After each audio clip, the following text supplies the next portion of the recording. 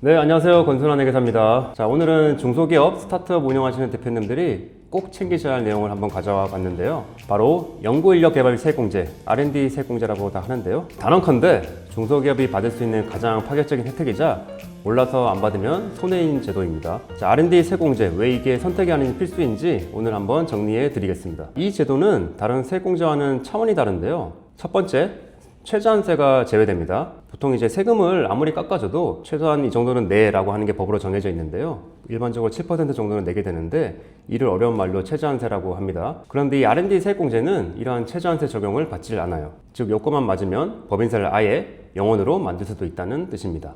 그리고 농특세란 게 있는데요. 농특세란 거는 세금을 깎아주게 되면은 깎아준 거에 일정 부분을 농특세로 다시 내라고 하는 제도입니다. 그런데 R&D 세액공제는 이것도 내지 않을 수 있어요. 두 번째는 압도적인 공제율이에요. 올해 쓴 연구비의 25%만큼을 세금에서 바로 빼줍니다. 연구원 급여가 1억이라고 가정해보면 1억의 25%, 2,500만 원 세금을 바로 빼주는 꼴이에요. 자, 이해를 돕기 위해 이익이 2억이고 법인세율은 10%를 적용받고 연구원 2명의 연봉이 총 1억 원인 상황을 가정해 보겠습니다. 자, 일반 법인은 이제 2억이라고 제가 말씀드렸잖아요. 2억의 10%인 2천만 원을 세금으로 낼 텐데 당연히 R&D 세액공제를 받을 수가 없겠고 고스란히 2천만 원을 세금으로 납부하게 됩니다. 자, 반면에 R&D 세액공제를 적용받는다고 가정을 해보면 2억에 10%인 2천만 원까지 똑같아요. 그런데 아까 전에 1억에 25%인 2,500만 원을 R&D 세액공제로 받을 수 있다고 말씀을 드렸잖아요. 자, 그러면 2천만 원이 내야 될 세금인데 오히려 저희는 2,500만 원을 깎을 수가 있으니까 당연히 세금은 아예 낼 게 없게 됩니다. 자, 그런데 아까 전에 저희가 2천만 원 내야 되는데 2,500만 원을 깎을 수가 있잖아요. 남은 500만 원이 있을 겁니다. 이거는 심지어 2월에서 내년에 또 적용을 할 수가 있어요.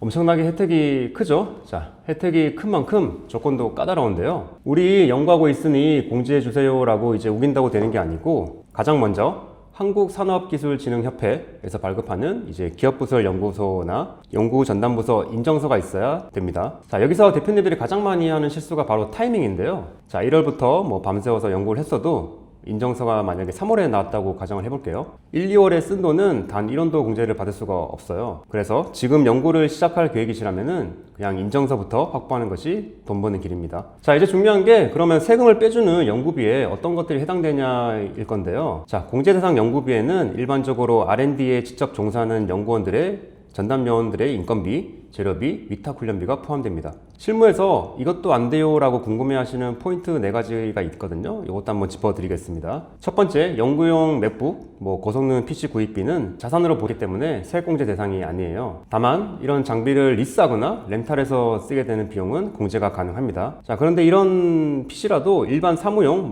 격리라든지 영업이라든지 이런 용으로 사용한 맥북이라는 PC는 공제 대상이 아니에요. 연구원이 개발, 설계, 시뮬레이션 등 실제로 연구 업무에만 사용했다는 사실을 자산관리대장, 연구노트 등으로 입증할 수 있어야 됩니다. 해당 PC 등이 연구 목적으로만 사용했는지 애매한 부분이 있겠으나 입증 가능하다면 공제가 될 겁니다. 자, 두 번째, 대표님 본인의 인건비는 어떨까요? 대표님들이 아무리 개발 천재라고 하시더라도 지분율이 10% 초과하는 주주 임원이시면 대상에서 제외가 됩니다. 스타트업 대표님들은 보통 지분이 많으시니까 이거는 거의 안 된다고 보시면 될 것 같아요. 자, 세 번째, 정부 지원금으로 이제 월급을 줄 수가 있죠. 팁스 같은 정부 지원금으로 연구원 월급을 줬다면 이 부분은 어떻게 될까요? 당연히 이 부분은 빼고 계산을 해야 됩니다. 순수하게 회사 돈으로 지출한 부분만 공제를 해준다는 것이 원칙이에요.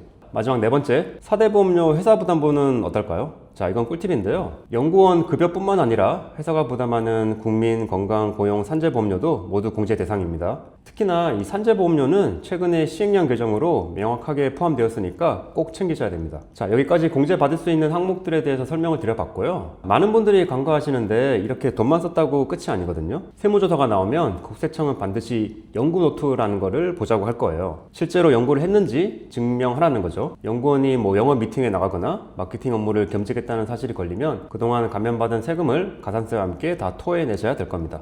연구원은 오직 연구에만 전념해야 하고 그 기록이 연구노트에 날짜별로 남아 있어야 되는 겁니다. 자, 이렇게 혜택이 큰 만큼 사후 관리가 굉장히 무섭죠. 자, 그래서 사전 심사 제도라는 안정장치가 있는데요. 세금 신고 전에 국세청에 우리가 이런 연구를 하고 이런 비용을 공제받으려고 하는데 괜찮을까요? 라고 미리 물어보는 제도입니다. 여기서 적정 판정을 받으면 세무조사 시 해당 항목은 건드리지도 않고요. 나중에 뭐가 판단이 달라지더라도 가산세도 면제됩니다. 한마디로 국세청이 면제부를 주는 거죠. 자, R&D 세공제는 중소기업과 스타트업의 성장을 돕는 가장 강력한 세공제입니다. 자, 하지만 설립 신고 타이밍을 놓치시거나 공제 대상이 아닌 비용을 넣었다가는 오히려 독이 든 성배가 될 수도 있습니다. 이렇게 복잡하고 헷갈리신다면 혼자 고민하지 마시고 전문가의 도움을 받으시거나 사전 심사 제도를 적극적으로 활용하시기 바랍니다.